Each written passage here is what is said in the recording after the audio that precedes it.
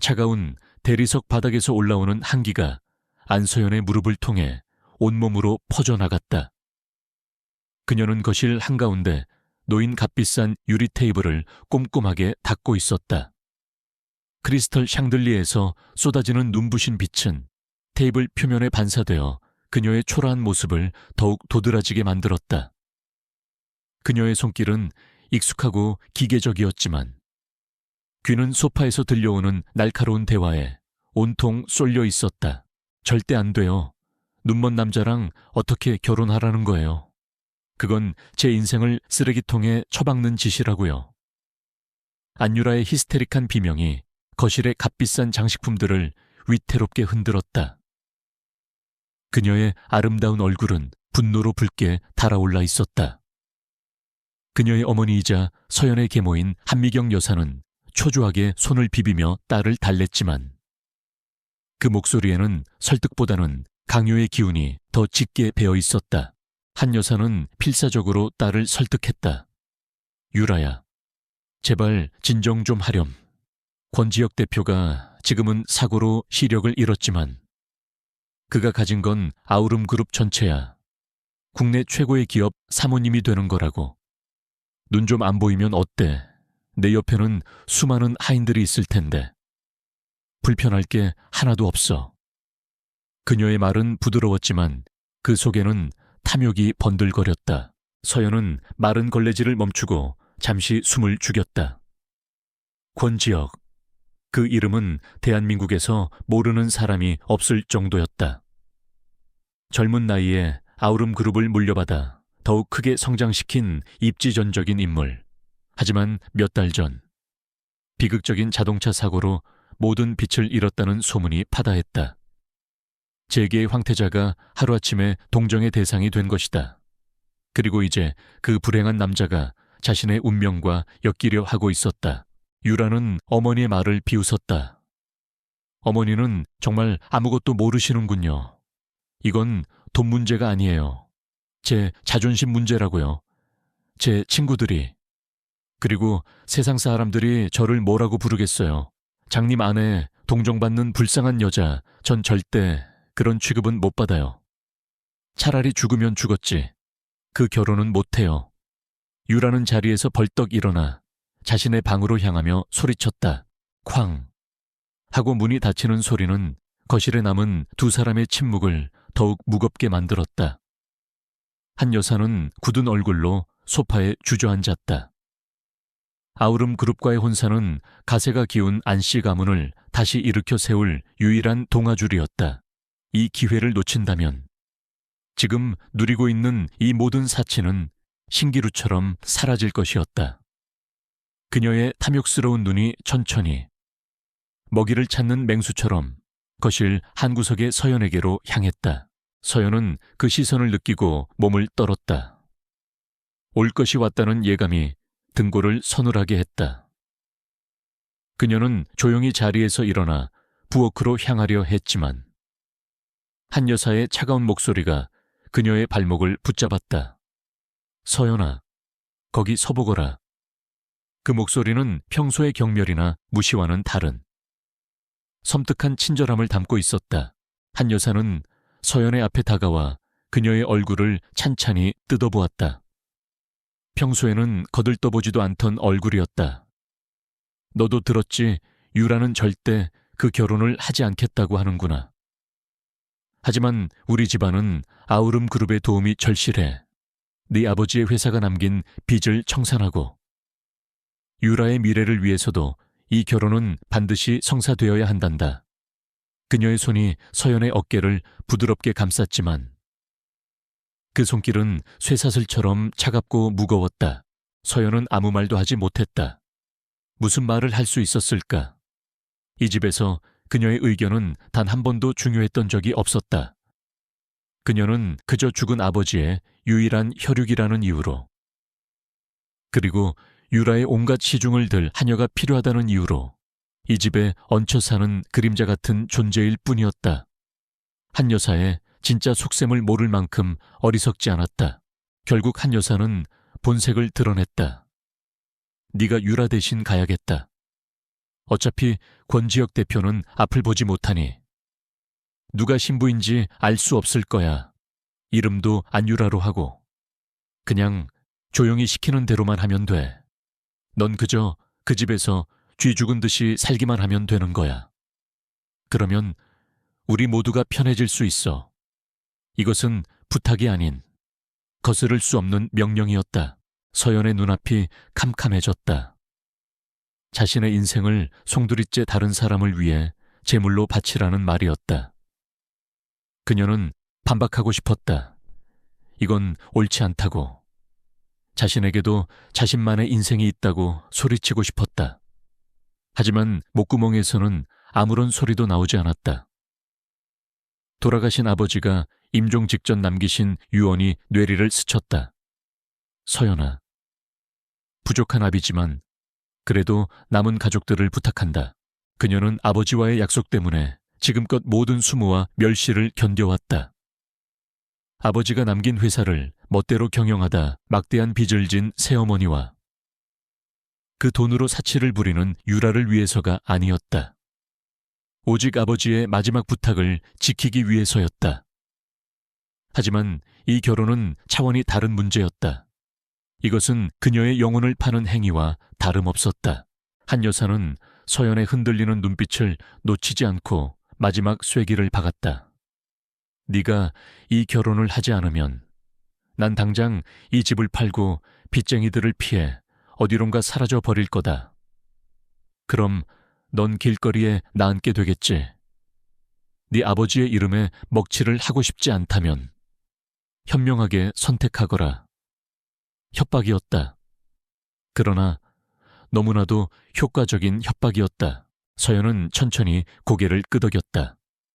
눈물이 뺨을 타고 흘러내렸지만 그녀는 소리내어 울지 않았다.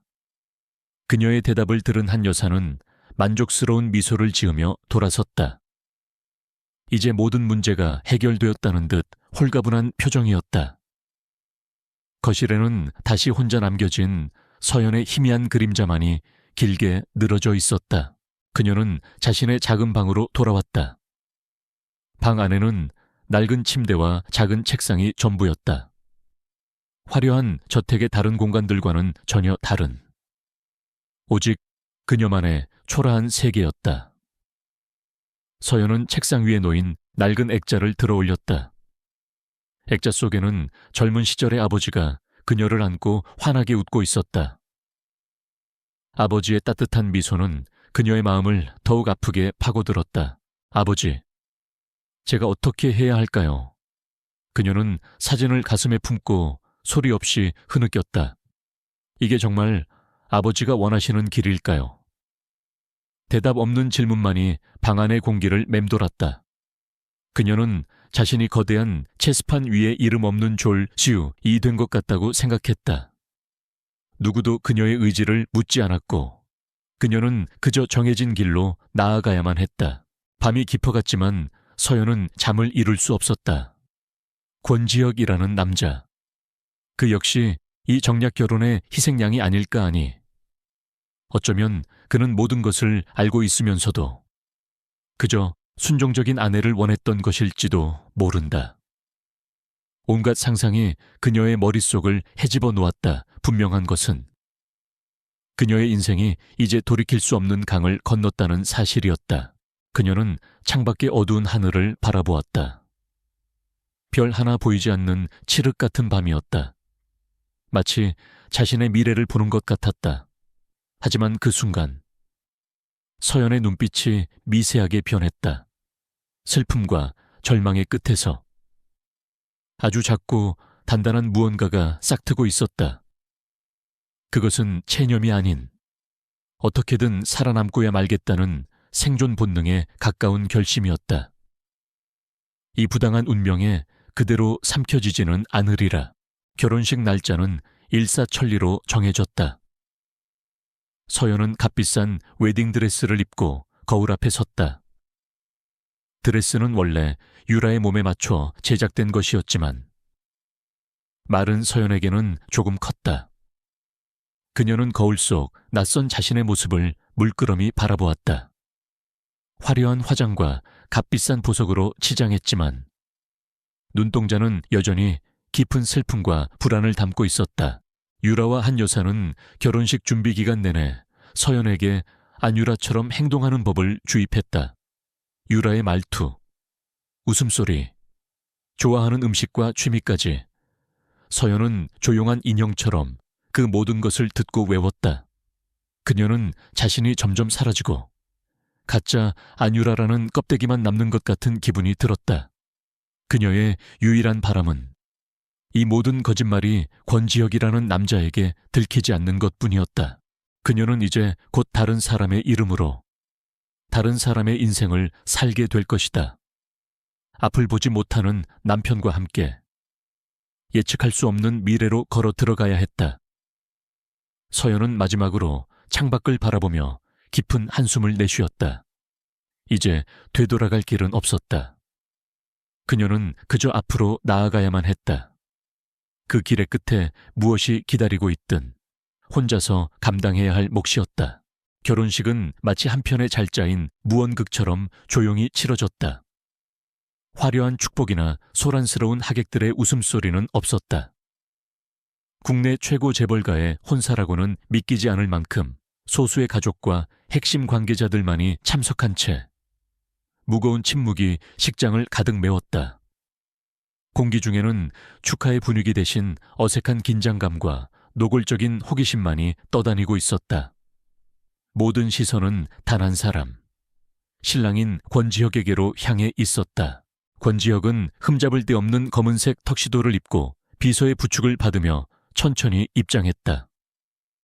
조각처럼 잘생긴 얼굴과 훤칠한 키는 여전했지만 그의 눈은 모든 빛을 잃은 상태였다. 초점 없는 눈동자는 잘 닦아놓은 유리구슬처럼 공허하게 정면을 향하고 있었다.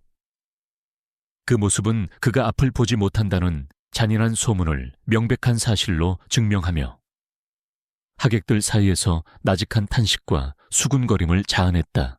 면사포 뒤에 얼굴을 숨긴 서연은 재단으로 걸어가는 내내 등 뒤에서 들려오는 속삭임들을 들어야 했다. 불쌍하기도 하지. 저런 눈먼 남자에게 시집을 가다니. 아니지. 저 여자가 진짜 똑똑한 거지. 평생 먹고 살 돈을 얻는 거잖아. 어쨌든 아우름 그룹도 이제 끝났군. 저런 상태의 총수가 뭘 할 수 있겠어. 그 모든 말들은 비수가 되어 그녀의 심장에 박혔다. 그녀는 자신이 거대한 사기극의 주인공이 된 기분이었다. 차가운 땀으로 축축해진 손을 가만히 맞잡았다. 재단 앞에 선 권지혁은 미동도 없이 서 있었다. 그는 정말로 소문처럼 모든 것을 잃고 절망에 빠진 남자일까 하지만 서연은 그에게서 연민이나 나약함 대신 이상할 정도로 차분하고 통제된 기운을 느꼈다. 그것은 마치 폭풍의 눈처럼 고요하지만 모든 것을 집어삼킬 듯한 힘을 감추고 있는 듯했다. 혼인서약은 지극히 사무적인 절차처럼 진행되었다. 주례사의 긴 말들이 끝나고 권지혁이 서약할 차례가 왔다. 그는 낮고 안정된 목소리로 하지만 어떤 감정도 담지 않은 차에 네, 서약합니다 라고 말했다. 그 차가운 목소리는 식장의 공기를 얼어붙게 만들었고 서연의 등줄기를 서늘하게 했다. 그녀 역시 모기만 한 목소리로 간신히 서약을 마쳤다. 이것은 사랑의 맹세가 아니라 차가운 계약의 마지막 조항을 확인하는 절차에 불과했다. 반지를 교환하는 순간 그의 손가락이 그녀의 손에 스쳤다. 그의 손은 차가운 외양과 달리 놀라울 정도로 따뜻하고 단단했다. 그 찰나의 접촉에 서연은 저도 모르게 움찔했다. 유리 인형 같던 남자에게서 처음으로 살아있는 사람의 온기를 느낀 순간이었다. 그녀는 이 남자가 단지 눈먼 CEO라는 단편적인 정보로 정의될 수 있는 사람이 아닐지도 모른다는 막연한 생각을 처음으로 하게 되었다. 결혼식이 끝나자마자 그들은 곧장 권 씨 가문의 본가인 대저택으로 향했다. 도시 외곽의 한적한 언덕 위에 자리 잡은 저택은 성이라고 불러도 좋을 만큼 거대하고 웅장했다. 하지만 잘 가꾸어진 정원과 화려한 외관에도 불구하고 저택 전체에서는 어떤 생기나 활기도 느껴지지 않았다. 마치 주인의 상태를 반영이라도 하듯 모든 것이 고요한 침묵 속에 잠겨있는 박물관 같았다. 현관문이 열리자 나의 지긋한 집사와 수십 명의 사용인들이 두 줄로 도열하여 그들을 맞았다. 가장 앞쪽에 서 있던 희끗희끗한 머리에 칼날처럼 반듯한 자세를 한 노인이 정중하게 고개를 숙였다. 돌아오셨습니까? 도련님, 그리고 사모님. 자신을 윤집사라고 소개한 그는 서연을 사모님이라 불렀지만 그의 날카로운 눈빛은 마치 그녀의 영혼까지 꿰뚫어 보려는 듯 집요하게 그녀를 살폈다. 서연은 직감적으로 이 사람이 권지혁의 가장 신뢰받는 측근이며 자신은 이제부터 이 집안의 모든 사람들에게 감시받고 평가받게 될 것이라는 사실을 깨달았다. 새로운 긴장감이 그녀의 온몸을 짓눌렀다. 이 거대한 성에서 그녀의 편은 단 한 사람도 없었다. 그녀는 철저히 혼자였다.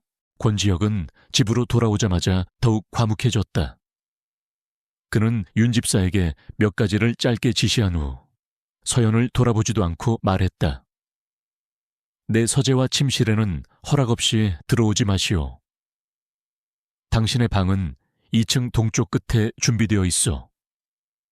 필요한 것이 있다면 윤 집사에게 말하면 될 거요. 그의 말은 부부 사이의 대화라기보다는 낯선 손님에게 숙소의 규칙을 알려주는 것처럼 건조했다. 그 말을 끝으로 그는 윤 집사의 부축을 받으며 자신의 공간으로 사라졌다.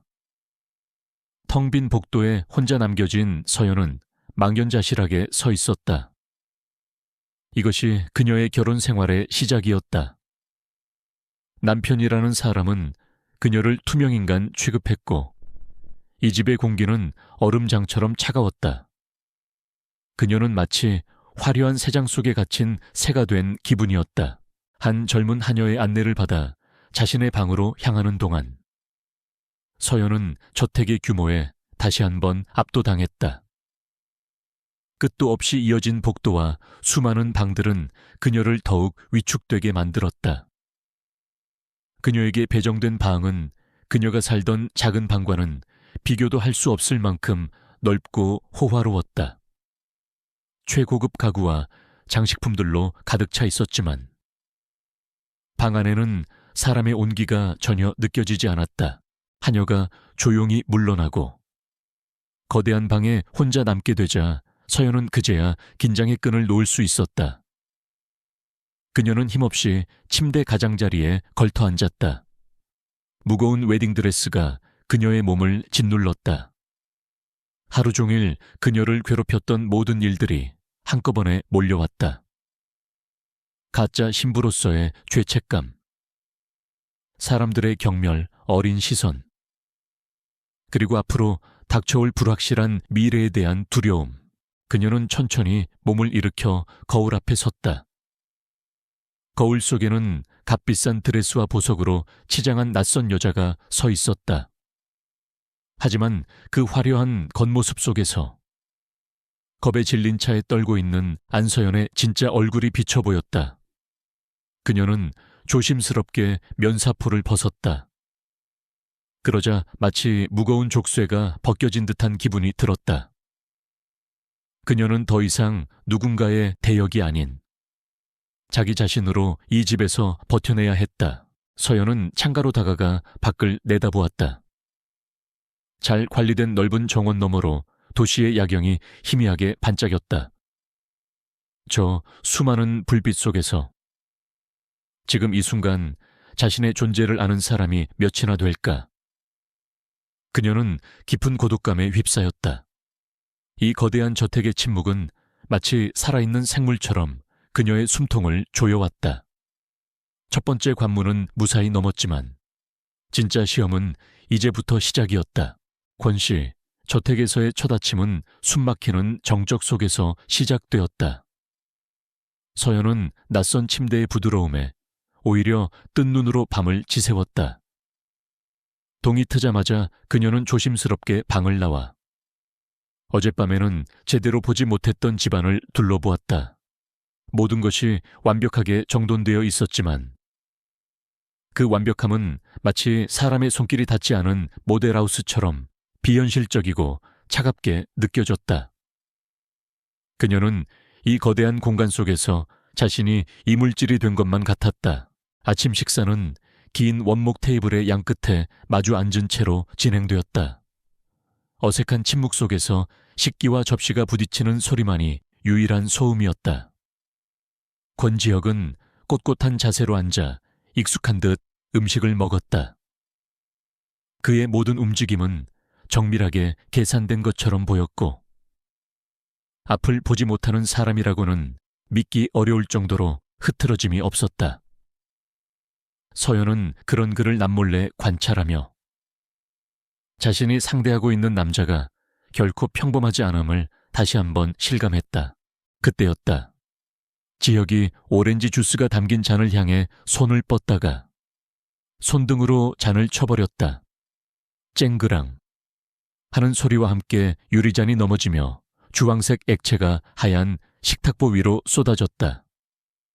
일부는 테이블을 넘어 서연의 무릎 근처까지 튀었다. 지혁은 예상된 사고였다는 듯 미동도 없이 그 자리에 앉아 있었다. 이것은 그의 첫 번째 시험이었다. 그는 진짜 안유라라면 보여줄 히스테릭한 반응, 혹은 최소한의 짜증 섞인 한숨을 기다렸다. 하지만 서연의 반응은 그의 예상을 완전히 빗나갔다. 그녀는 놀라 소리를 지르거나 인상을 찌푸리지 않았다. 대신 그녀의 첫 반응은 걱정이었다. 괜찮으세요? 다치신 곳은 없고요. 그녀는 자리에서 일어나 지혁의 손에 유리 파편이라도 튀었는지 살폈다. 그의 손이 깨끗한 것을 확인한 후에야 그녀는 안심하고 하인을 부르는 대신 직접 냅킨을 가져와 쏟아진 주스를 닦기 시작했다. 그녀는 아무렇지 않다는 듯 부드럽게 말했다. 괜찮아요. 사고는 누구에게나 일어날 수 있는 걸요. 그 목소리에는 어떤 가식이나 꾸밈도 없었다. 지혁은 말없이 앉아 있었지만 그의 모든 신경은 그녀의 행동 하나하나에 집중되어 있었다.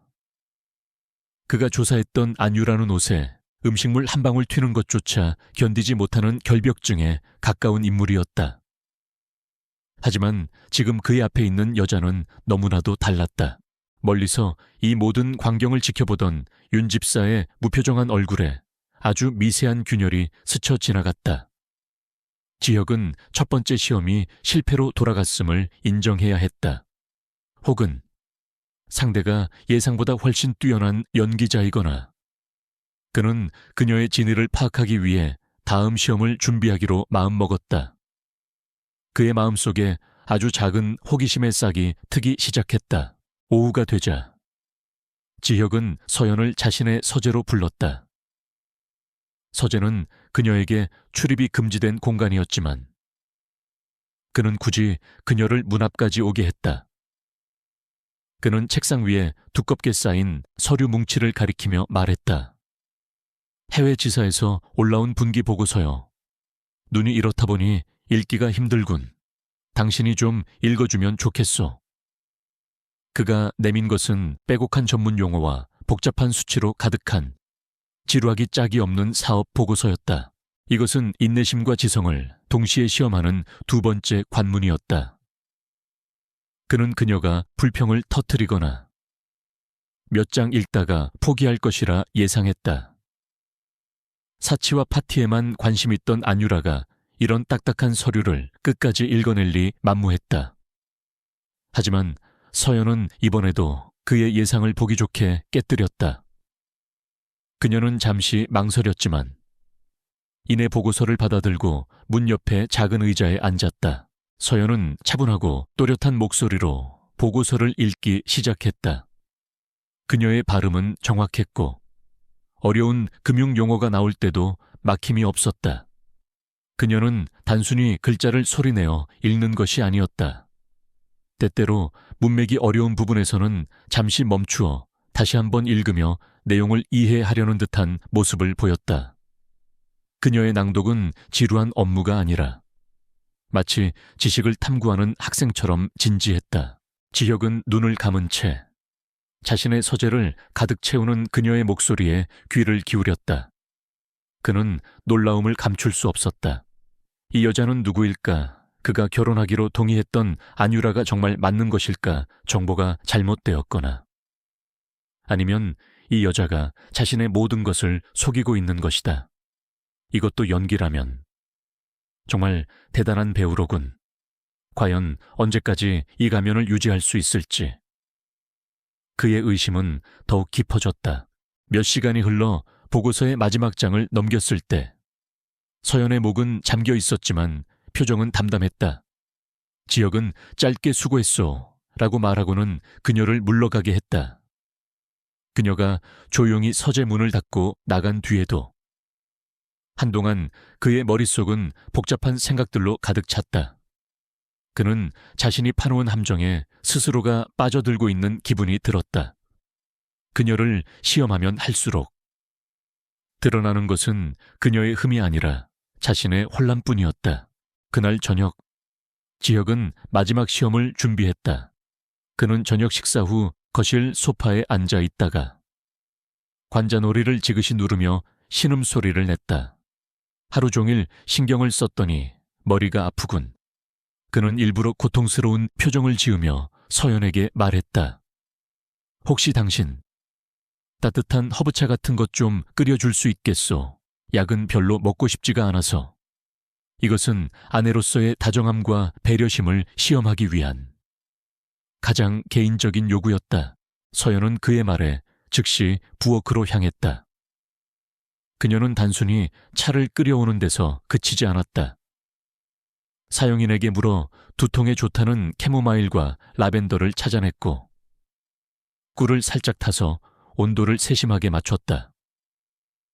그녀는 찻잔을 들고 그에게 다가가 조심스럽게 건넸다. 그리고는 그의 상태를 살피며 나지막이 말했다. 혹시 괜찮으시다면 거실 조명을 조금 낮추는 게 두통에 도움이 될 거예요. 그녀의 행동은 명령을 수행하는 하인의 그것이 아니었다. 진심으로 상대를 걱정하고 배려하는 사람의 행동이었다. 지혁은 말없이 차를 받아 한 모금 마셨다. 따뜻한 온기와 은은한 향이 그의 속으로 퍼져나갔다. 그는 순간적으로 자신이 시험을 하고 있다는 사실조차 잊었다. 그의 냉소적인 마음을 지탱하던 벽이 아주 조금 허물어지는 것을 느꼈다. 서연은 그가 차를 마시는 것을 확인하고는 조용히 자신의 방으로 돌아갔다. 거실에는 다시 지혁 혼자 남았다. 창밖은 이미 짙은 어둠에 잠겨 있었다. 그의 손에는 아직 온기가 남은 찻잔이 들려 있었다. 그가 결혼한 안유라라는 여자는 수수께끼 그 자체였다. 그의 모든 시험은 그녀의 인내심과 탐욕을 드러내기 위해 설계되었지만 결과는 정반대였다. 그녀는 그의 편견을 확인시켜주는 대신 더 많은 질문을 만들어냈다. 그는 더 이상 그녀를 단순한 시험의 대상으로 볼 수 없었다. 정체를 알 수 없는 이 여자에 대한 강렬한 호기심이 그의 마음을 사로잡기 시작했다. 그는 자신이 이 위험한 게임의 주도권을 잃어가고 있음을 예감했다. 권씨 저택에서의 시간은 정해진 궤도를 도는 행성처럼 규칙적으로 흘러갔다. 권지혁은 여전히 차갑고 과묵했으며 서연은 조용한 그림자처럼 그의 곁을 지켰다. 하지만 그녀의 내면에서는 미세하지만 중요한 변화가 일어나고 있었다. 그녀는 더 이상 순응하는 희생자가 아니었다. 그녀는 날카로운 관찰자가 되어 남편이라는 남자가 쌓아 올린 완벽한 연극의 아주 작은 균열들을 찾아내기 시작했다. 첫 번째 균열은 저택의 중앙 계단에서 발견되었다. 어느 날 오후, 지혁은 지팡이를 든 채 계단을 내려오고 있었다. 그의 발걸음은 언제나처럼 신중하고 느렸다. 그런데 마지막 계단을 몇 칸 남겨두고 그의 발이 허공을 헛디디며 몸이 앞으로 크게 휘청했다. 누구나 놀라 비명을 지를 법한 순간이었다. 하지만 바로 그 찰나 서연은 보고 말았다. 그의 몸이 넘어지기 직전. 아주 잠깐 동안 완벽한 균형 감각으로 중심을 잡는 모습을. 그것은 앞을 보지 못하는 사람이 본능적으로 허우적거리는 움직임이 아니었다. 잘 훈련된 운동선수처럼 순식간에 땅을 딛고 무게 중심을 이동시켜 넘어지려는 몸을 바로 세우는 지극히 정교하고 빠른 반사신경이었다. 그는 곧바로 다시 비틀거리며 넘어질 뻔한 연기를 이어갔지만 서연의 눈에는 이미 그 찰나의 이질적인 움직임이 각인된 후였다. 그녀는 아무 말 없이 다가가 괜찮으냐고 물었지만 마음속에서는 강한 의심의 파도가 일었다. 그건 상상이었을까? 아니면 그의 회복력이 너무나도 완벽하고 너무나도 빨랐던 것일까? 연민으로 그를 바라보던 그녀의 시선에 이제는 날카로운 분석의 빛이 더해지기 시작했다. 그녀는 그를 동정의 대상이 아닌 해독해야 할 암호로 여기기 시작했다. 두 번째 증거는 며칠 뒤 저택의 서쪽 응접실에서 나타났다. 그곳은 수많은 미술품으로 가득 찬 방이었고 지혁은 종종 그곳의 소파에 앉아 클래식 음악을 듣곤 했다. 서연은 조용히 그에게 다가갔다. 어색한 침묵을 깨기 위해 그녀는 벽에 걸린 풍경화를 보며 무심코 말했다. 이 그림은 정말 평화롭네요. 특히 저기 숲 가장자리에 희미하게 그려진 작은 새가 희망처럼 느껴져요. 그녀의 말이 끝나자 그림 쪽으로는 고개도 돌리지 않은 지혁이 나지막이 대답했다. 아, 그 그림 말이요. 작가가 절망적인 상황 속에서도 희망을 표현하기 위해 그 구석의 색채 대비에 특히 신경을 썼다고 하더군. 아주 인상적인 기법이지. 그 말을 듣는 순간 서연의 심장이 쿵 하고 내려앉았다. 사고 이후 이 저택의 장식품들을 한 번도 본 적이 없을 남자가 어떻게 그림의 특정 구석에 있는 색채 대비까지 정확히 알고 있는 것일까? 이것은 명백한 실언이었다. 앞을 보지 못하는 사람은 결코 할 수 없는 말이었다. 서연은 온몸의 피가 차갑게 식는 것을 느꼈다. 그가 자신의 실수를 깨달았는지 그 이후로는 입을 굳게 다물었다. 방 안에는 음악 소리만이 공허하게 울려 퍼졌다. 이제 그가 시력을 잃었다는 것은 의심할 여지 없는 거짓말이었다. 문제는 왜 그가 이런 위험한 연극을 하고 있느냐는 것이었다. 그녀의 혼란은 안유라와 한 여사의 갑작스러운 방문으로 인해 더욱 복잡해졌다. 두 사람은 마치 자신들이 이 집의 주인이라도 되는 양 화려하고 천박한 차림으로 나타나 저택의 품격을 해쳤다. 그들의 방문 목적은 명확했다. 바로 돈이었다. 그리고 서연을 조롱하며 자신들의 우월감을 확인하는 것이었다. 유라는 서연을 한적한 복도로 끌고 가 비웃음을 터뜨렸다. 꼴 좀 봐. 아주 장님 수발드는 하녀가 다 됐네. 그 남자, 밤에도 네가 누군지 모르니 언니. 권지혁한테서 용돈은 넉넉하게 받아쓰고 있는 거지. 우리가 언니를 그 자리에 보내줬으니. 당연히 우리 목도 챙겨줘야 하는 거 아니겠어. 그녀의 목소리에는 시기와 탐욕이 노골적으로 뒤섞여 있었다. 한 여사는 좀 더 교활하게 그녀를 압박했다. 서연아, 잊지 마라. 네가 지금 누리는 모든 것은 다 우리 덕분이야. 그러니 집안이 어려울 때 네가 돕는 것은 당연한 도리란다. 그들은 서연을 가족이 아닌 자신들의 이익을 위한 도구로만 보고 있었다. 그들의 뻔뻔한 요구 앞에서 서연은 치욕감에 온몸을 떨었다.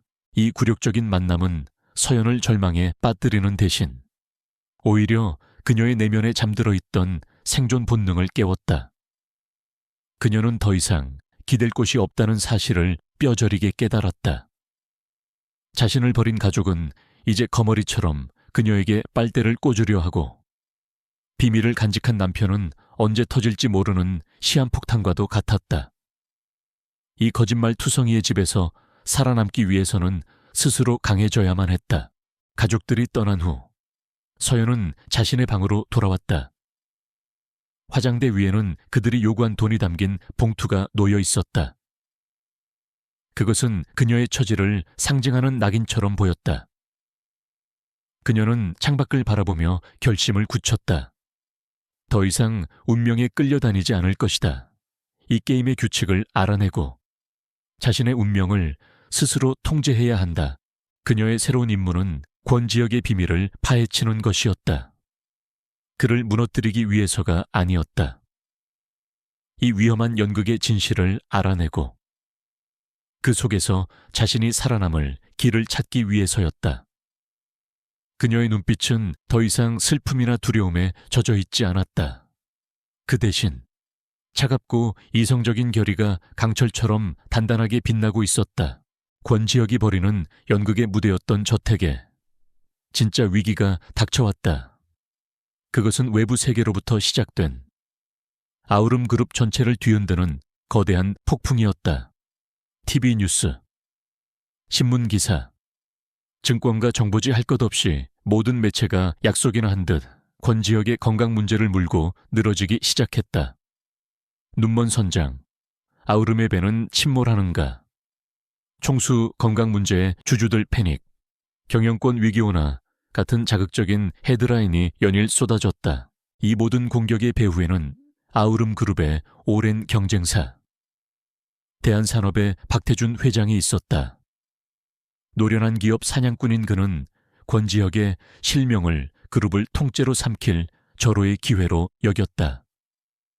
그의 의도대로 아우름의 주가는 곤두박질치기 시작했고, 이사회 내부에서는 불안과 동요의 목소리가 터져나오기 시작했다. 권지혁은 외부의 적과 내부의 의심이라는 이중의 전선에서 싸워야 했다. 권지혁은 자신의 서재에서 비서가 읽어주는 보고를 들으며 굳은 표정을 감추지 못했다.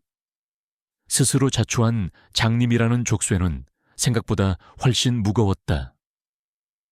투자자들을 안심시키기 위해 대중 앞에 나설 수도 없었고, 모든 의사결정은 제한된 정보와 타인의 입을 통해 이루어져야 했다.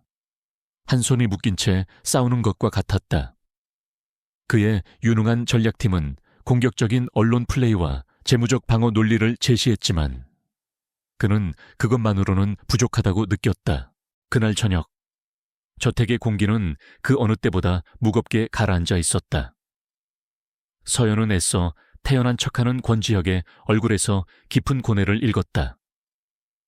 그녀는 조용히 그가 좋아하는 차를 내어와 그의 옆 테이블에 놓았다. 테이블 위에는 아우름 그룹에 대한 부정적인 기사로 도배된 경제신문이 펼쳐져 있었다. 그녀는 잠시 망설이다가 사업에 대해 조언하려는 것이 아닌 그저 순수한 감상처럼 조심스럽게 입을 열었다. 사람들이 회사의 기술력보다는 대표님의 건강을 더 걱정하는 것 같아요. 그녀의 목소리는 나지막했지만 명료했다. 지금은 회사가 얼마나 강하고 대단한지를 보여주는 것보다 얼마나 사람들을 아끼고 곁을 지켜주는지를 보여주는 게 더 중요하지 않을까요? 때로는 강한 힘보다 조용히 곁을 지켜주는 믿음이 더 큰 위로가 되니까요. 그 순간 권지혁은 마치 번개를 맞은 듯한 충격을 받았다. 그의 머릿속에서 복잡하게 얽혀있던 모든 문제들이 한순간에 풀리는 기분이었다. 그의 명문대 출신 엘리트 팀은 오직 강함을 증명하는 것에만 몰두해 있었다. 재무적 건전성, 기술적 우위, 공격적 반박, 그들은 문제의 핵심을 완전히 놓치고 있었다. 대중의 불안감은 이성적인 수치가 아닌 감성적인 신뢰의 문제였던 것이다. 서연이 제시한 해법, 힘과 혁신에서 신뢰와 보살핌으로 마케팅의 축을 옮기자는 아이디어는 너무나 단순해서 오히려 천재적이었다. 그것은 기업의 위기를 인간의 감성으로 풀어내는 완전히 새로운 접근 방식이었다. 그는 아무런 대답도 하지 않은 채 침묵을 지켰다. 하지만 그의 내면에서는 거대한 폭풍이 휘몰아치고 있었다. 이 여자는 대체 누구인가? 그녀의 무심한 한마디가 자신의 유능한 팀 전체가 며칠 밤을 새워도 찾지 못한 해답을 주었다. 그는 더 이상 그녀를 안유라라는 껍데기로 볼 수 없었다. 그녀의 내면에는 그가 상상조차 하지 못했던 깊이와 통찰력이 숨겨져 있었다. 그의 마음속에 남아있던 마지막 의심의 잔재가 산산조각났다. 그녀는 연기를 하고 있는 것이 아니었다. 그녀는 진짜였다. 그리고 그녀는 아주 특별한 사람이었다. 다음 날 아침, 권지혁은 비밀리에 핵심 마케팅 임원들을 소집했다. 그는 서연의 아이디어를 마치 자신이 오랫동안 고심해 온 전략인 것처럼 발표했다. 처음에는 회의적이었던 임원들도 그의 확신에 찬 태도에 설득되기 시작했다. 아우름 그룹의 모든 광고와 홍보 전략은 전면 수정되었다. 그들은 신뢰와 보살핌이라는 새로운 기치 아래 신속하게 움직였다. 새로운 광고 캠페인은 시장에 엄청난 반향을 일으켰다. 현란한 기술을 자랑하던 이전의 광고는 사라졌다. 대신 아우름의 스마트홈 기기가 홀로 사는 노부부의 안전을 지켜주고 바쁜 워킹맘의 일상을 덜어주며 어린아이의 친구가 되어주는 따뜻한 이야기들이 전파를 탔다. 광고의 마지막은 늘 이 문구로 끝을 맺었다. 기술은 사람을 향합니다. 아우름은 당신 곁에 있습니다. 결과는 놀라웠다. 대중의 여론은 극적으로 반전되었다.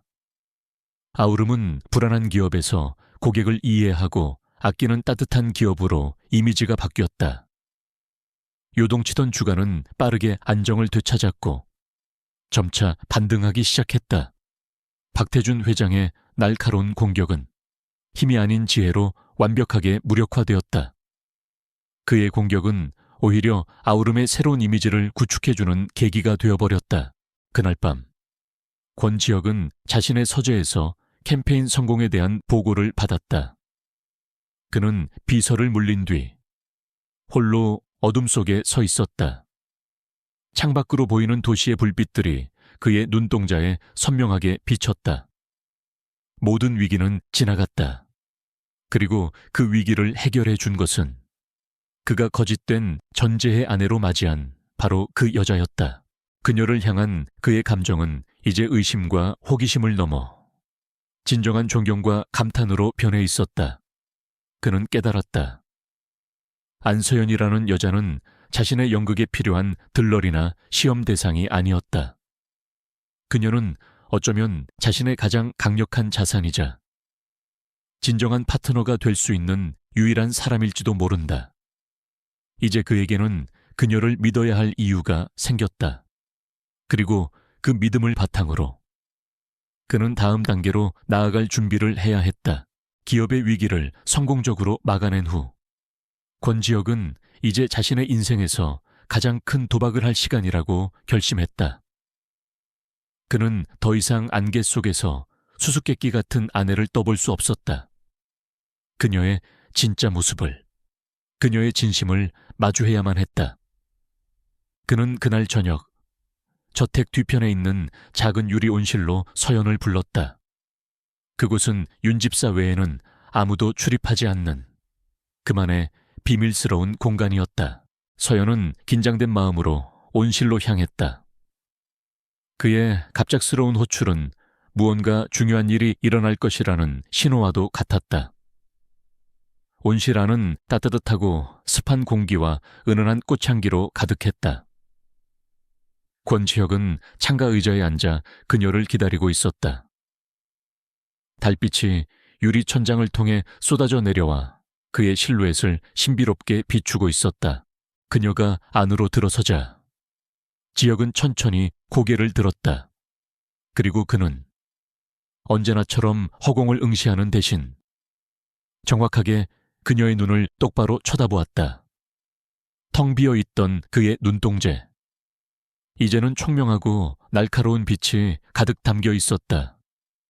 그 시선은 너무나도 강렬해서 서연은 저도 모르게 숨을 멈췄다. 그가 입을 열었다. 나는 장님이 아니오. 그의 목소리는 낮고 차분했지만 온실 안에 모든 공기를 압도하는 힘이 있었다. 그 폭탄 같은 고백에 서연은 놀라지 않았다. 그녀가 오랫동안 의심하고 거의 확신했던 진실이었기 때문이다. 그녀는 비명을 지르거나 충격받은 표정을 짓는 대신 천천히 고개를 끄덕였다. 그녀의 차분한 반응은 오히려 지혁을 놀라게 했다. 그녀는 담담하게 말했다. 어렴풋이 알고 있었습니다. 그 한마디에 그녀가 겪었을 그간의 마음고생과 날카로운 관찰력이 모두 담겨 있었다. 지혁은 잠시 말을 잃었지만 이내 씁쓸한 미소를 지으며 자신의 이야기를 시작했다. 그는 돌아가신 할아버지의 유별나지만 현명했던 유언장에 대해 털어놓았다. 아우름 그룹의 완전한 소유권을 얻기 위해서는 자신이 가진 부와 권력이라는 빛을 모두 잃었을 때에도 곁을 지켜줄 진정한 동반자를 찾아 결혼해야 한다는 조건이었다. 그의 실명 연기는 그 동반자를 찾기 위한 혹독한 시험이었던 것이다. 그는 상류층 여자들의 위선과 탐욕에 대한 자신의 깊은 환멸에 대해서도 이야기했다. 그래서 그는 이 결혼을 그저 유언을 이행하기 위한 어쩔 수 없는 절차라고만 생각했다. 그는 자신의 모든 비밀을 어떤 변명이나 포장도 없이 있는 그대로 그녀 앞에 모두 내려놓았다. 그의 고백은 진솔했고 그 속에는 깊은 외로움이 배어 있었다. 그의 이야기가 끝나자 온실 안에는 다시 침묵이 흘렀다. 이제는 서연이 대답할 차례였다. 그녀는 심호흡을 한번 하고 그동안 자신을 짓눌러 왔던 무거운 비밀을 꺼내놓았다. 그리고 저는 안유라가 아닙니다. 그녀의 목소리는 미세하게 떨렸지만 눈빛은 흔들리지 않았다. 제 진짜 이름은 안서연입니다. 유라의 이복 언니죠. 서연은 계모와 이복 동생의 강요에 의해 대역 신부가 될 수밖에 없었던 기막힌 사연을 모두 털어놓았다. 돌아가신 아버지에 대한 부채감과 어쩔 수 없었던 자신의 처지를 담담하게 설명했다. 그녀는 동정을 구하지도 자신을 변호하지도 않았다. 그저 있었던 사실을 그대로 전달할 뿐이었다. 그 모습은 초라하기보다 오히려 당당해 보였다. 두 번째 폭로의 지역은 분노하지 않았다. 오히려 그는 안도감을 느꼈다. 그동안 그를 혼란스럽게 했던 모든 조각들이 제자리를 찾아가는 기분이었다. 안유라의 프로필과 전혀 달랐던 그녀의 성품, 지루한 보고서를 막힘없이 읽어내던 지성, 위기의 순간에 빛을 발했던 놀라운 통찰력, 그 모든 것이 이제야 이해가 되었다. 그가 존경심을 갖게 된 여자가 그가 경멸하던 부류의 속물 아가씨가 아니라는 사실에 그는 진심으로 기뻤다. 그는 자신도 모르게 웃음을 터뜨렸다. 그것은 오랫동안 잊고 지냈던 진심에서 우러나온 웃음이었다. 그랬군. 그래서 그렇게 달랐던 거였어. 그는 서연을 바라보았다. 더 이상 시험의 대상이나 가짜 신부가 아닌 안서연이라는 한 사람을 가족에게 배신당하고 자신의 운명을 스스로 개척해야 했던 자신과 닮은 한 영혼을 두 사람의 모든 비밀이 밝혀진 순간 그들을 묶고 있던 거짓의 사슬은 끊어지고 새로운 유대감이 생겨났다. 지혁은 자리에서 일어나 그녀에게 다가갔다. 그는 더 이상 남편이나 고용주의 입장이 아닌 한 명의 전략가로서 다른 전략객에 제안했다. 안서연 씨, 박태준 회장은 여기서 멈추지 않을 거요. 그리고 당신의 가족 역시 당신을 가만두지 않겠지. 우리에겐 공동의 적이 있어. 어쩌면 우리가 서로에게 도움이 될 수 있을지도 모르겠군. 그는 서연에게 손을 내밀었다. 그것은 부부 사이의 다정한 제스처가 아니었다. 동등한 파트너로서 함께 싸우자는 굳건한 동맹의 제안이었다. 서연은 그의 손을 바라보았다. 두 사람은 더 이상 앞 못 보는 CEO와 그의 대역 신부가 아니었다. 비밀을 공유하고 공동의 적을 가진 두 명의 동맹이었다. 서연은 망설임 없이 그의 손을 잡았다. 이제 그들은 한 팀이었다. 모든 진실이 밝혀진 다음 날 아침, 권 씨 저택의 공기는 완전히 달라져 있었다. 숨막히는 긴장감은 사라지고 그 자리를 목적의식이 뚜렷한 활기가 채웠다. 권지혁은 자신의 서재에서 평생을 함께해온 윤 집사와 유능한 김 비서에게 모든 사실을 털어놓았다. 자신이 앞을 볼 수 있다는 것, 그리고 자신의 아내가 안유라가 아닌 안서연이라는 사실까지도 두 사람은 엄청난 충격에 휩싸였다. 하지만 그들의 놀라움은 이내 깊은 이해로 바뀌었다. 특히 윤 집사는 조용히 서연을 바라보았다. 그는 그동안 그녀에게서 느꼈던 안유라와는 전혀 다른 고결함과 강인함의 정체를 이제야 깨달았다. 그의 딱딱한 얼굴에 희미하지만 진심 어린 미소가 떠올랐다. 이 순간 서연은 비로소 이 집안의 진정한 일원으로 인정받게 되었다. 권지혁의 서재는 더 이상 고독한 은둔처가 아니었다. 그곳은 이제 공동의 적에 맞서기 위한 전략 지휘소, 즉 워룸 월룸이 되었다. 하얀 보드 위에는 적들의 관계도와 예상 전략이 복잡한 거미줄처럼 그려져 나갔다. 지혁은 노련한 사령관처럼 판을 읽었고 서연은 누구도 생각지 못한 허를 찌르는 통찰력으로 새로운 길을 제시했다. 그들은 완벽한 파트너였다. 지혁은 서연에게 기업금융의 복잡한 구조부터 주주총회 역학, 그리고 시장을 조작하는 어두운 기술들까지 자신이 아는 모든 것을 가르치기 시작했다. 그는 그녀가 이 모든 것을 스펀지처럼 빨아들이는 모습에 연일 감탄했다. 한 번은 그가 경쟁사의 재무제표에 대해 설명하고 있을 때 그녀가 무심코 말했다. 이 자회사들의 내부 거래 흐름이 너무 복잡하고 불투명해요. 마치 무언가를 숨기기 위한 장치처럼 보여요. 그녀의 지적은 핵심을 꿰뚫고 있었다. 지역조차 간과했던 부분이었다. 그녀는 전문적인 지식은 부족했지만 사물의 본질을 꿰뚫어 보는 직관력이 있었다. 그녀의 순수한 시선은 오히려 복잡한 문제의 핵심을 더욱 명확하게 드러내 주었다. 지혁은 자신이 시험을 통해 보석을 찾아냈음을 다시 한번 확신했다. 그들의 첫 번째 임무는 적을 완벽하게 분석하는 것이었다. 박태준 회장은 그의 사업 방식처럼 교활하고 무자비했다. 지혁은 자신의 정보망을 총동원해 그의 사업 네트워크와 약점들을 파악했다. 서연은 박 회장의 언론 인터뷰와 과거 행적들을 분석하며 그의 심리와 행동 패턴을 읽어냈다. 그들은 박 회장이 오만하고 자신만만하기에 전공법보다는 그의 자존심을 건드리는 함정에 더 쉽게 빠질 것이라고 결론 내렸다. 반면 안 씨 집안, 즉 한 여사와 유라의 동기는 훨씬 단순했다. 끝없는 탐욕과 질투. 서연은 그들의 성격과 소비 습관, 그리고 절박함의 정도를 손바닥 보듯 꿰뚫고 있었다. 그녀는 그들이 머지않아 더 큰 돈을 요구하거나 자신을 망가뜨리기 위해 어떤 스캔들이라도 조작할 것이라고 정확히 예측했다. 그들은 예측 가능했기에 오히려 더 다루기 쉬운 상대였다.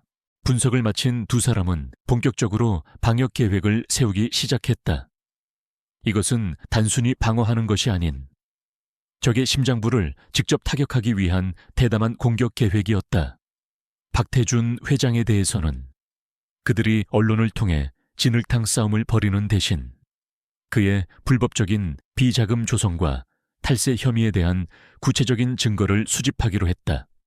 시간은 걸리겠지만 한번 터지면 그를 재기불능구로 만들 수 있는 가장 확실한 방법이었다. 안씨 모녀를 상대할 함정은 더욱 정교하게 설계되었다. 그들의 다음 금전 요구를 예상하고 모든 대화와 거래 과정을 녹음 및 녹화하여 공갈 및 협박의 증거로 남기는 것이었다. 이 증거는 그들의 탐욕스러운 입을 영원히 막아버릴 강력한 족쇄가 될 것이었다. 지혁과 서연은 이 모든 계획을 한치의 오차도 없이 준비해 나갔다. 어느 늦은 밤, 서재는 서류 더미와 커피 향으로 가득했다. 치열했던 전략회의가 잠시 멈춘 사이, 지혁은 문득 그녀의 과거가 궁금해졌다. 그는 조용히 물었다.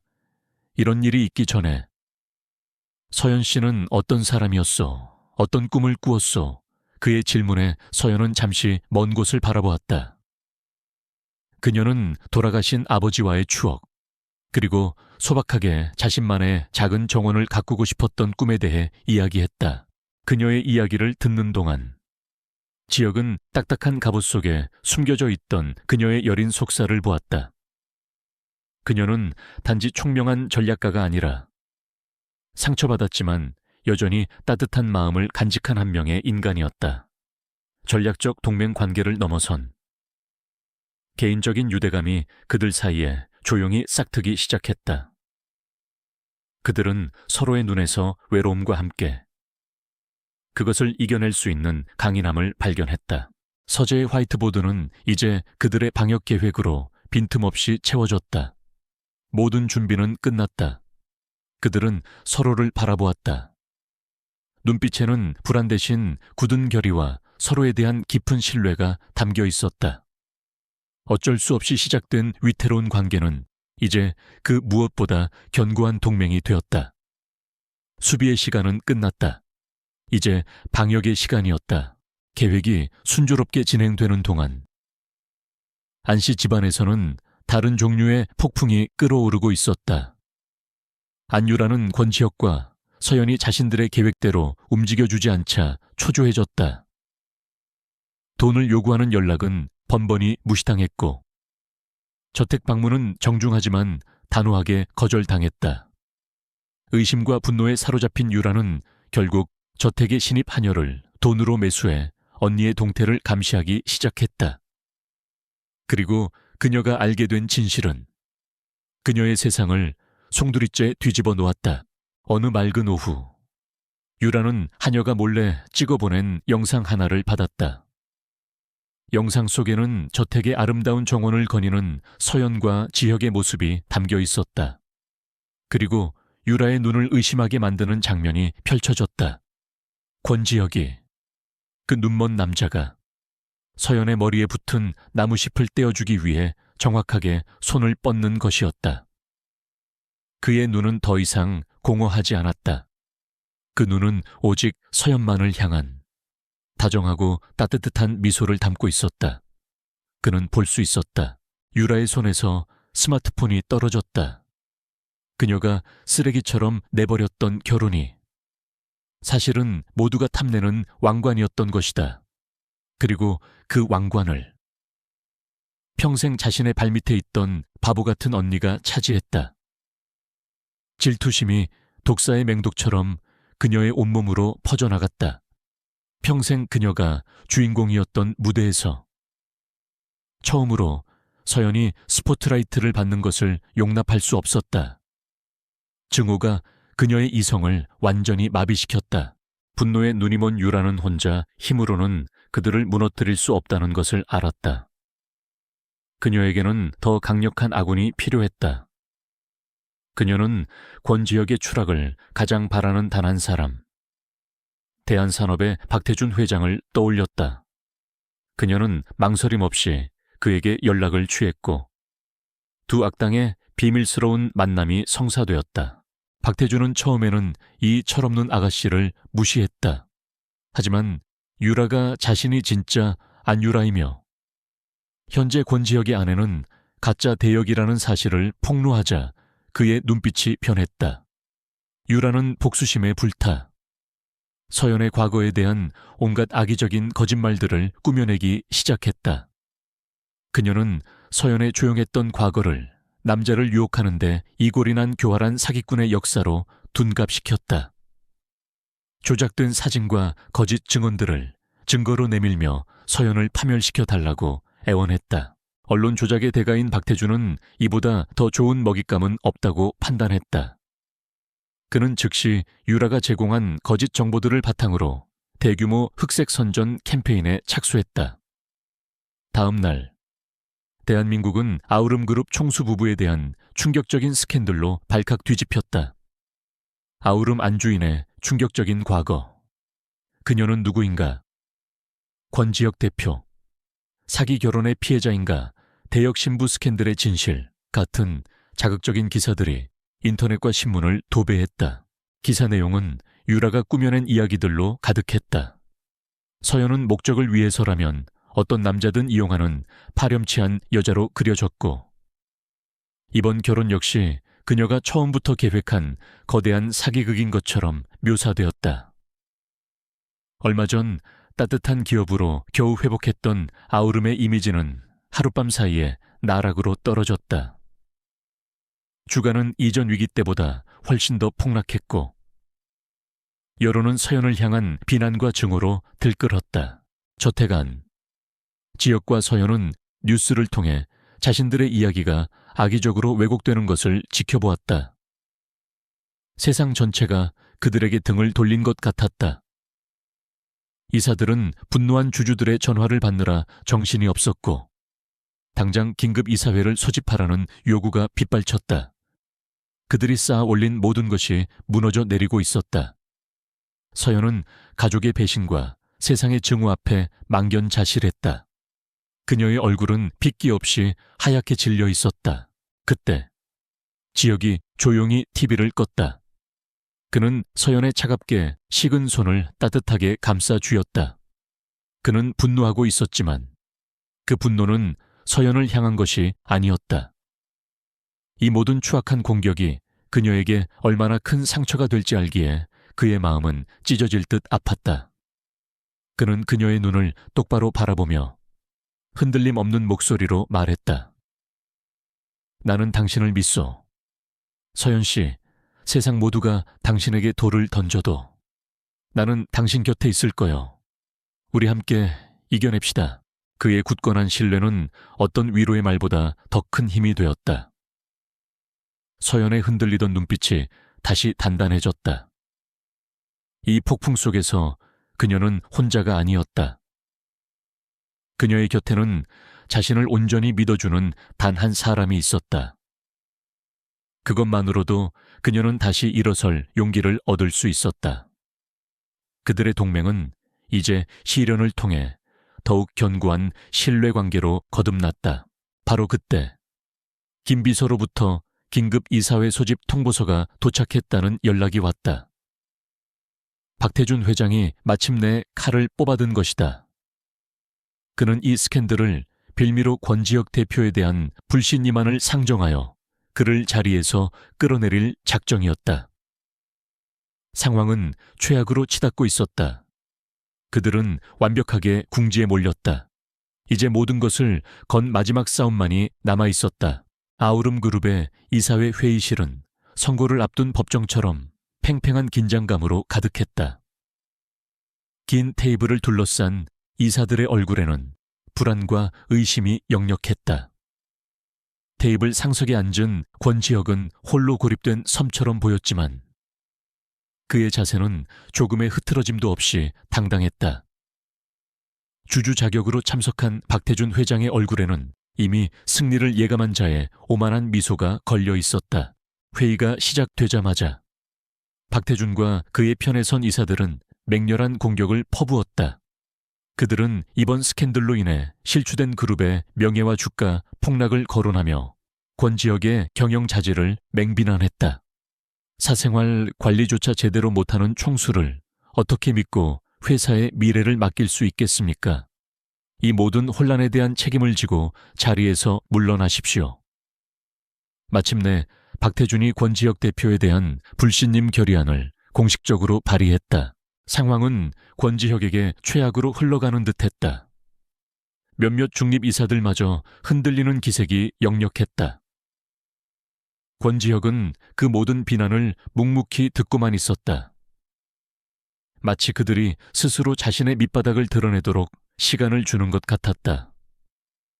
투표가 막 시작되려는 그 결정적인 순간, 회의실에 육중한 문이 조용히 열렸다.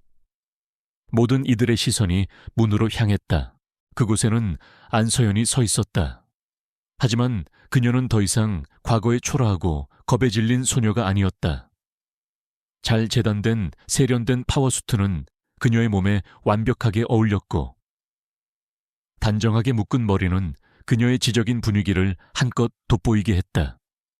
그녀의 걸음걸이는 당당했고, 표정은 강철처럼 차갑고 단단했다. 회의실 안에 모두가 그녀의 압도적인 존재감에 숨을 죽였다. 서연은 권지혁의 옆자리로 걸어와 섰다. 그녀는 감정적인 호소나 변명을 늘어놓지 않았다. 대신 얼음처럼 차가운 전문적인 목소리로 이사들을 향해 말했다. 투표하시기 전에 여러분께서 반드시 아셔야 할 몇 가지 정보가 있습니다. 그녀는 자신의 노트북을 회의실의 대형 스크린에 연결했다. 이제 거대한 방역에 서막이 올랐다. 스크린에 처음 나타난 것은 영상 파일이었다. 영상 속에서 안유라와 한 여사는 서연에게 돈을 요구하며 자신들이 꾸민 대역 신부 사기극을 자랑처럼 떠벌리고 있었다. 그들의 노골적인 공갈과 협박에 회의실은 충격으로 술렁였다. 언론이 만들어낸 비련의 여주인공의 실체가 드러나는 순간이었다. 흑색 선전의 근원지가 오염되었다는 것이 증명되자 스캔들의 신뢰성은 뿌리부터 흔들리기 시작했다. 하지만 이것은 시작에 불과했다. 서연은 다음 파일들을 열었다. 스크린에는 박태준 회장이 차명 계좌를 이용해 불법적으로 아우름의 주식을 공매도한 거래 내역, 그가 타블로이드 기자에게 돈을 건네며 스캔들을 부풀리라고 지시하는 녹취록, 그리고 내부 정보를 이용해 부당 이득을 취한 명백한 증거들이 차례로 나타났다. 이것은 지역의 팀이 밤낮으로 수집한 박태준의 숨통을 끊어버릴 결정적인 증거들이었다. 박태준의 얼굴이 하얗게 질려갔다. 그는 자리에서 벌떡 일어나 거짓말이야, 전부 조작된 거라고 라고 소리쳤다. 회의실이 아수라장으로 변하고 이사들이 동요하며 고성을 지르기 시작했다. 바로 그때 지금까지 침묵을 지키던 권지혁이 자리에서 천천히 그리고 위압적으로 일어섰다. 그는 회의실에 있는 모든 사람들과 한 명 한 명 정확하게 눈을 맞추었다. 그의 시선은 더 이상 허공을 헤매지 않았다. 그 마지막 시선은 경악으로 굳어버린 박태준에게로 향했다.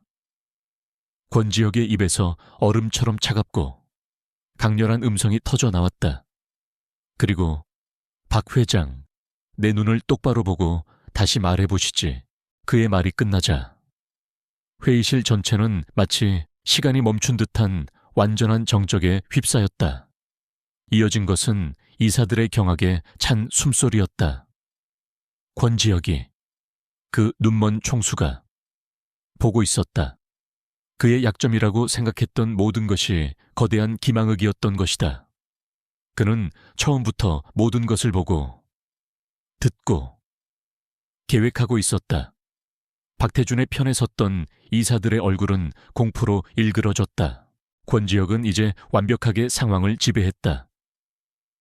그는 박태준 회장을 시장 질서 교란 및 내부자 거래 혐의로, 그리고 안유라와 한미경을 사기 및 공갈 혐의로 검찰에 고소할 것이라고 선포했다. 불신임 결의안은 꺼낼 수조차 없는 우스갯소리가 되어버렸다. 그의 권위는 그 어느 때보다도 확고해졌다. 회의는 그렇게 끝이 났다. 박태준은 보안 요원들에게 끌려나가면서까지 저주를 퍼부었지만 그의 시대는 끝났다. 다른 이사들은 앞다투어 권지혁에게 다가와 사과하며 고개를 조아렸다. 권지혁은 당당하게 서 있었고 그의 곁에는 그의 진정한 파트너인 서연이 함께했다. 두 사람은 승리의 환호 대신 조용하고 깊은 이해가 담긴 눈빛을 교환했다. 폭풍은 지나갔고 그들은 함께 이겨냈다. 회의실에서의 극적인 전투가 끝난 후 세상은 새로운 진실 앞에 다시 한번 요동쳤다. 언론은 언제 그랬냐는 듯 태도를 180도 바꾸었다.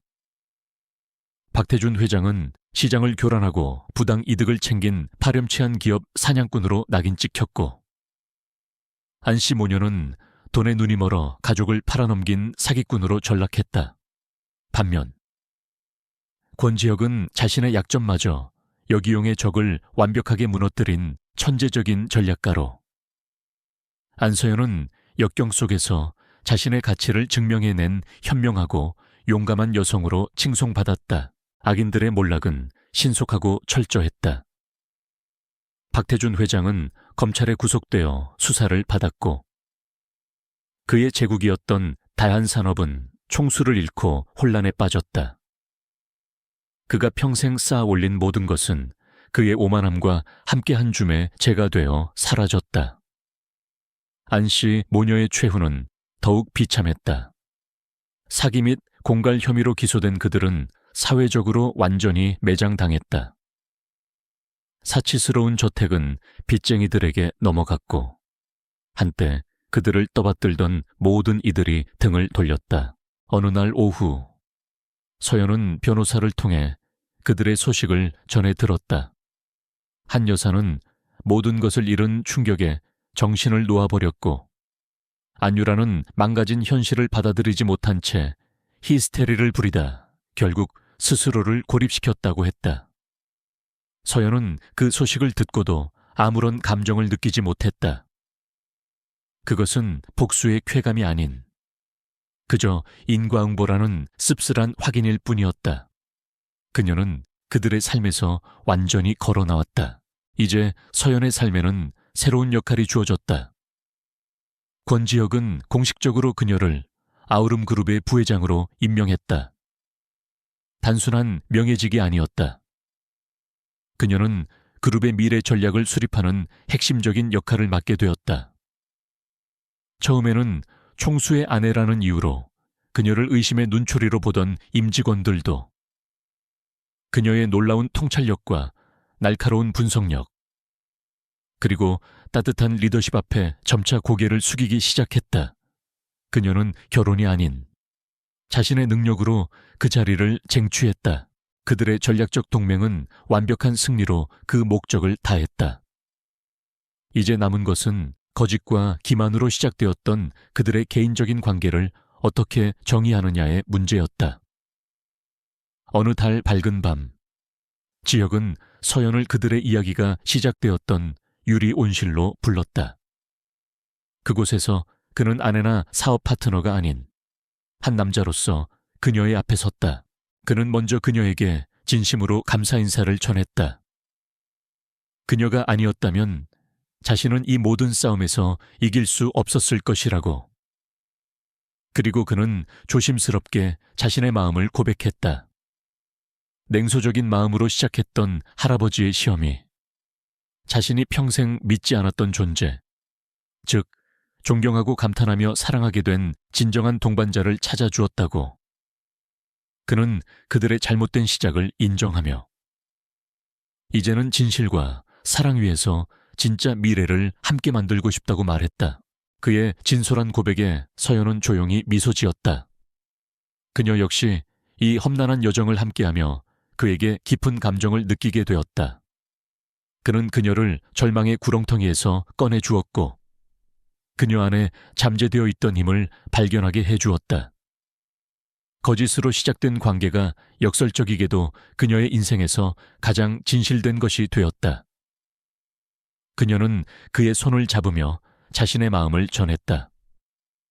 그들의 사랑은 그렇게 모든 시련이 끝난 후에야 비로소 완성되었다. 1년 후 아우름 그룹의 회장실은 더 이상 권지혁 혼자만의 공간이 아니었다. 그곳은 두 사람이 함께 사업과 인생을 논하는 따뜻하고 활기찬 공간이 되었다. 그들은 더 이상 눈먼 CEO와 대역 신부가 아니었다. 서로의 눈을 바라보며 미래를 설계하는 완벽한 파트너이자 세상에서 가장 깊이 서로를 이해하는 부부였다. 한때 박물관처럼 차가웠던 저택은 서연이 가꾸기 시작한 아름다운 정원 덕분에 생기가 넘치는 따뜻한 보금자리가 되었다. 어느 날 저녁, 두 사람은 회장실의 넓은 창가에 서서 서울의 야경을 내려다보고 있었다. 도시의 불빛들이 마치 밤하늘의 별처럼 반짝였다. 지혁이 서연의 어깨를 부드럽게 감싸 안으며 나지막이 말했다. 우리가 함께 만든 새로운 새벽이야. 그녀는 그의 품에 기대며 고개를 끄덕였다. 가장 어두웠던 밤이 지나고 그들은 마침내 함께 새로운 새벽을 맞이했다. 배신과 기만의 어둠 속에서 피어난 그들의 사랑은 그 어떤 빛보다도 단단하고 영원히 빛날 것이었다.